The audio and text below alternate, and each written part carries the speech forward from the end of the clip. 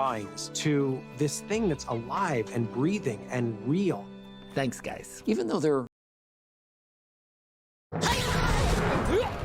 action-packed. Gotta get out of here! Surprising. Check this out!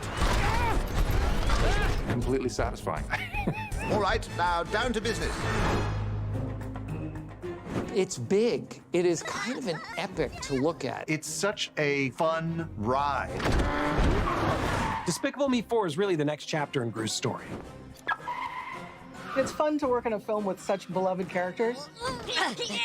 And with each time and with each film, there's New characters, new situations, new places, and things you've never seen before. Come on, stay focused. I could have never in a million years have imagined 4 movies and more. The reason I think it really resonates is, frankly, the relatability. We got the almond milk, soy milk, hemp milk, oat milk, chocolate milk, half and half, powder, and of magnesia. returning to Steve Carell's soulful performance as Gru, Who's the loser now? but then again being surprised with performances from Will Ferrell, Stephen Colbert, and Joey King. Go get him, partner! I was very familiar with the world of Despicable Me. I kind of grew up on these movies. We knew we wanted to keep it fresh. Which is probably one of the ultimate challenges.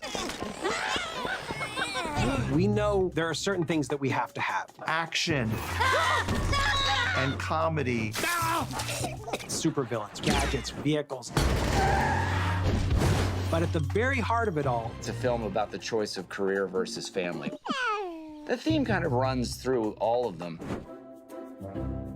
I think the fact that it reaches people on a human level, I attribute that to the writers and the directors. Chris Renault, I think he nailed the Despicable Me spirit, you know? C'est quelqu'un qui connaît parfaitement la licence. Patrick Delage has come on the film as a co-director. They're very complementary in their skills. it's so fun watching Chris and Patrick work together. Chris is animated and talking and jokey, and the whole time Patrick is in the back with his sketchbook. Et je cherche aussi beaucoup d'idées en fait pour pallier à des fois ou trouver des idées autres. We get to this point where we're stuck and we can't figure out how to solve a problem, and then Patrick flips open his sketchbook and he's got 9 ideas there that are brilliant. He's a font of ideas. And I would say that's the truth of everybody involved.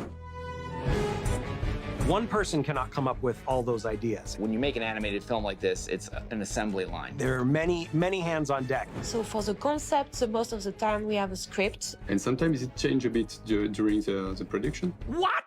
The main part of my job is listening to what's going on, You know what you want, but in the same time it would give you some space. inspiring them to do the best they can do, This feels like a collaboration. taking that in and advocating what's the strongest, whether it's my idea or not. You can't move on to the next step without having done the storyboards. As a storyboard artist, I think if it's working in storyboards with temp music and temp voices, that's when you know it's working. The storyboard artists don't necessarily know the actual location. In animation, storyboards are more about acting and like the emotion and to get it to play. You have to make it show that all the other departments will understand it. Good luck with that. Maybe 15 to 20 odd supervisors we're dealing with, from characters, Board artists, character effects, Background. rigging, visual effects, Animators. lighters, compositors, you name it. Something is missing.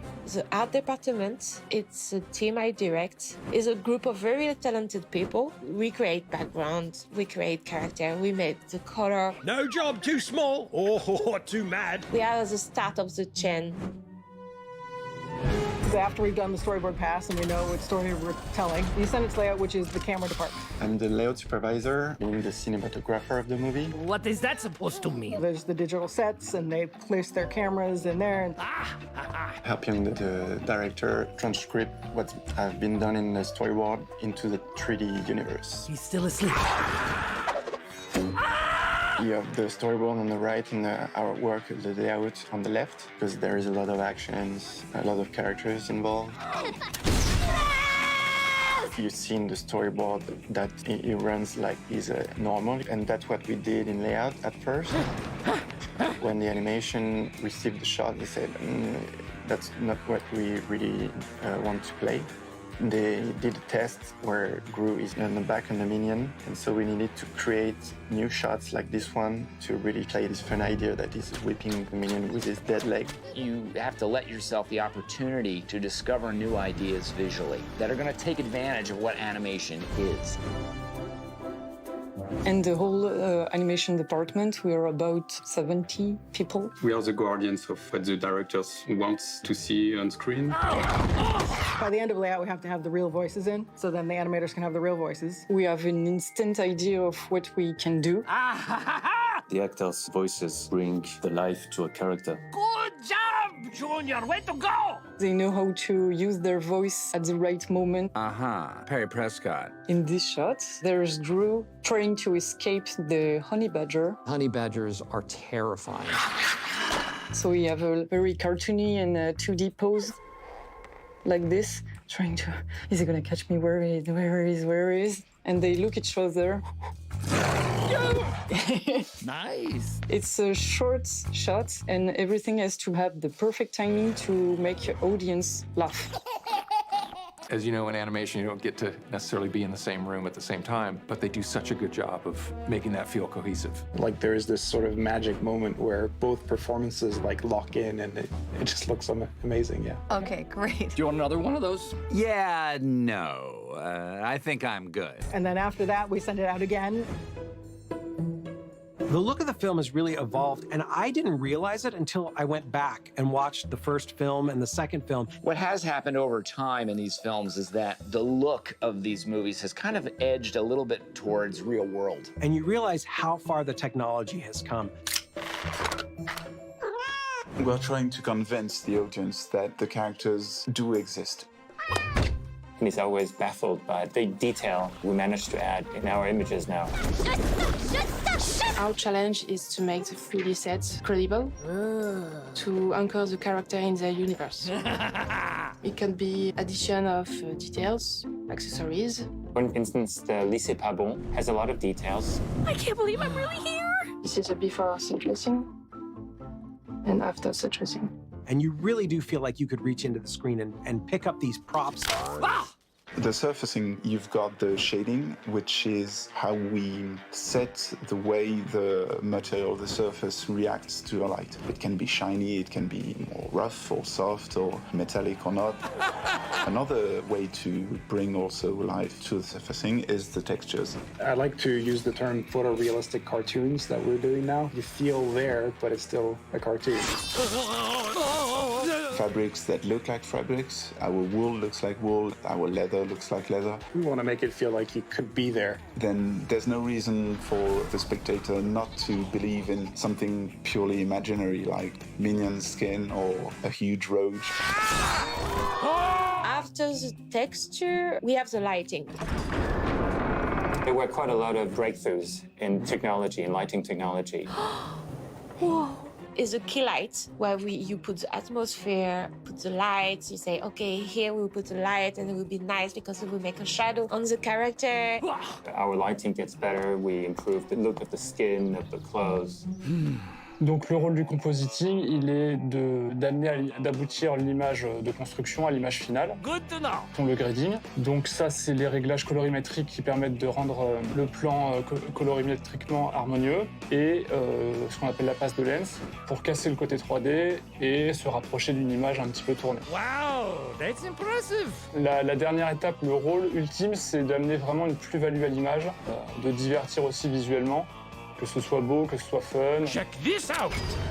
Even like when the road ship comes out, that, like for me, that's my absolute favorite. It's very epic, and you look at the storyboards, you look at the final result, it's the same stuff, just, you know, pushed that much further. Oh, this is going to be so good! So when I finally get to see the final image, magic is the only word that I can think of. It goes from words on a page to pencil drawings to this thing that's alive and breathing and real.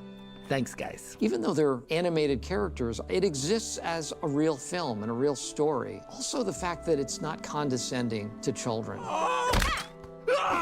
It's one of my favorite things I've ever done. I love being a part of it. More than 12 years has passed since the first film. This thing has a life of its own, and it has just blown up in a way I never would have imagined. The world loves this franchise and these characters. What it's brought us is a generation who has true ownership over this series of movies. When the people will watch the film, I hope they will have fun. Here we go! And that they find that fulfilling, and they're glad to see them again. It's the perseverance of this family unit, and it's this mutual support Oh, my boys. that they've given each other that's allowed them to find this new center. Aww.